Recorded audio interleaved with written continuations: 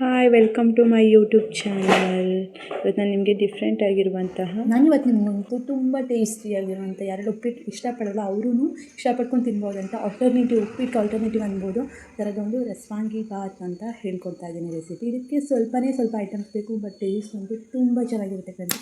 Try ಮಾಡಿ ನೋಡಿ. ಏನೇನು ಬೇಕು ಅಂತ ನೋಡೋಣ. ಫಸ್ಟಿಗೆ ನಮಗೆ ಕರಿಬೇವು ಸೊಪ್ಪು, ಕ್ಯಾಪ್ಸಿಕಮ್, ಒಣಮೆಣಸಿನ್ಕಾಯಿ, ವಾಂಗಿಬಾತ್ ಮಸಾಲ, ಹಸಿಮೆಣಸಿನ್ಕಾಯಿ, ಟೊಮ್ಯಾಟೊ, ತುಪ್ಪ, ಕಾಯಿ, ಹಾಫ್ ಕಪ್ಪಷ್ಟು ಕಾಯಿ ತುರಿ, ಸಾಸಿವೆ, ಒಂದು ಕಪ್ಪಷ್ಟು ರವೆ ತೊಗೊಂಡಿದ್ದೀನಿ, ಮೀಡಿಯಮ್ ಸೈಜು, ಎಣ್ಣೆ. ಇಷ್ಟು ಐಟಮ್ಸ್ ಬೇಕು. ನಾನು ಇನ್ನೊಂದು ಏನಂದರೆ ಬಟಾಣಿ ಬೇಕು, ಹಸಿ ಬಟಾಣಿ ಇದ್ದರೆ ಅದನ್ನು ಆ್ಯಡ್ ಮಾಡ್ಕೊಳ್ಳಿ. ಫಸ್ಟ್ ಏನು ಮಾಡೋಣ ನೋಡೋಣ. ಫಸ್ಟ್ ಒಂದು ಪ್ಯಾನ್ಗೆ ರವೆನ ಮೀಡಿಯಮ್ ಫ್ಲೇಮ್ನಲ್ಲಿ ಚೆನ್ನಾಗಿ ರೋಸ್ಟ್ ಮಾಡಿ, ಅಂದರೆ ಹುರ್ಕೊಳ್ಳಿ. ಅದು ಎಲ್ಲಿ ತನಕ ಅಂದರೆ ಕಲರ್ ಚೇಂಜ್ ಆಗಬೇಕು, ಮತ್ತು ಅದು ಸ್ಮೆಲ್ ಬಣ್ಣ ಬರೋ ತನಕ ಚೆನ್ನಾಗಿ ಫ್ರೈ ಮಾಡ್ಕೊಳ್ಳಿ. ಅದು ಆ ಕಲರ್ ಚೇಂಜ್ ಆದಮೇಲೆ ಒಂದು ಸ್ವಲ್ಪ ಮೀಡಿಯಮ್ ಫ್ಲೇಮಲ್ಲಿ ಹುರಿಯೋದು. ಆದಷ್ಟು ಸಣ್ಣ ಫ್ಲೇಮಲ್ಲಿ ಹುರಿಯೋದ್ರಿಂದ ಟೇಸ್ಟ್ ಅನ್ನೋದು ಅಷ್ಟೇ ಚೆನ್ನಾಗಿ ಬರುತ್ತೆ.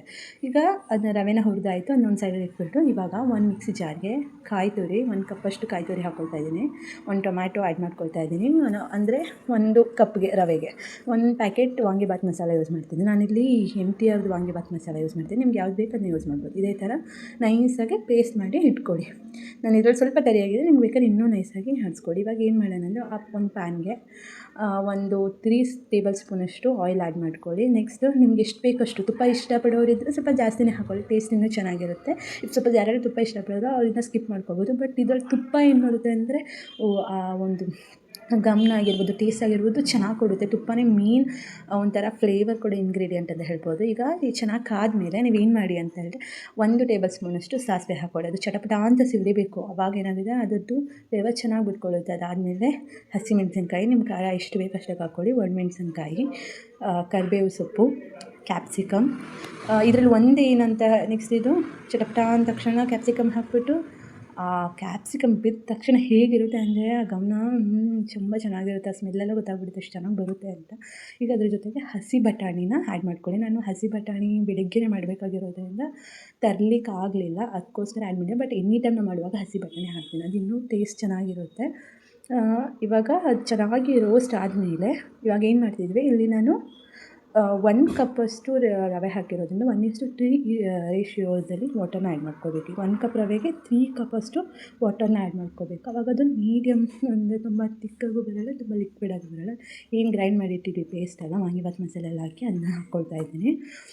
ಸ್ವಲ್ಪ ತಿರುಗಿಸ್ಬಿಟ್ಟು ಇವಾಗ ಏನು ಮಾಡ್ತಿದ್ದೀನಿ, ಇಲ್ಲಿ ನಾನು ರಾ ಸಾಲ್ಟ್ನ ಯೂಸ್ ಮಾಡ್ತೀನಿ. ನೀವು ಯಾವ ಸಾಲ್ಟ್ ಯೂಸ್ ಮಾಡ್ತೀರೋ ಅದನ್ನ ಹಾಕ್ಕೊಳ್ಳಿ. ನಿಮ್ಮ ರುಚಿಗೆ ತಕ್ಕಷ್ಟು ಉಪ್ಪನ್ನ ಆ್ಯಡ್ ಮಾಡ್ಕೊಳ್ತಾ ಇದ್ದೀನಿ. ಆ್ಯಡ್ ಮಾಡಿಬಿಟ್ಟು ಚೆನ್ನಾಗಿ ಬಾಯ್ಲ್ ಆಗಲಿಕ್ಕೆ ಬಿಡಿ. ಚೆನ್ನಾಗಿ ಬಾಯ್ಲ್ ಆದಮೇಲೆ ಆ ಗಮನ, ಅದು ಫ್ಲೇವರ್ ಏನಿದೆ, ಅರೋಮ ಏನಿದೆ ಚೆನ್ನಾಗಿ ಉಟ್ಕೊಂಡು ಚೆನ್ನಾಗಿ ಅಂತ ಹೇಳುತ್ತೆ ಮನೆಯಲ್ಲಿ.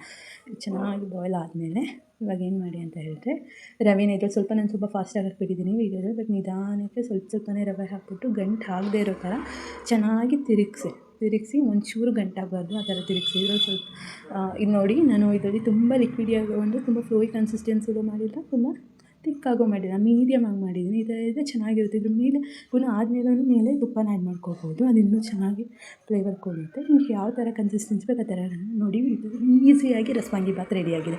ನಿಮ್ಮ ಮನೇಲಿ ಯಾರು ಉಪ್ಪಿಟ್ಟು ತಿನ್ನೋಣ ಅಂತ ಹೇಳ್ತಾರೆ ಅವ್ರು ಕೂಡ ಇನ್ನು ಮುಂದೆ ತಿನ್ನಲಿಕ್ಕೆ ಸ್ಟಾರ್ಟ್ ಮಾಡ್ತಾರೆ. ನೀವೇನ ಟ್ರೈ ಮಾಡಿ ಹೇಗಿದೆ ಅಂತ ನೋಡಿ ಹೇಳಿ. ಇದು ನಿಮಗೆ ತುಂಬ ಇಷ್ಟ ಆಗಿದೆ ಅಂತ ಅಂದ್ಕೊಳ್ತೀನಿ. ಇಷ್ಟ ಆಗಿದ್ದರೆ please do subscribe my channel. Thank you for watching.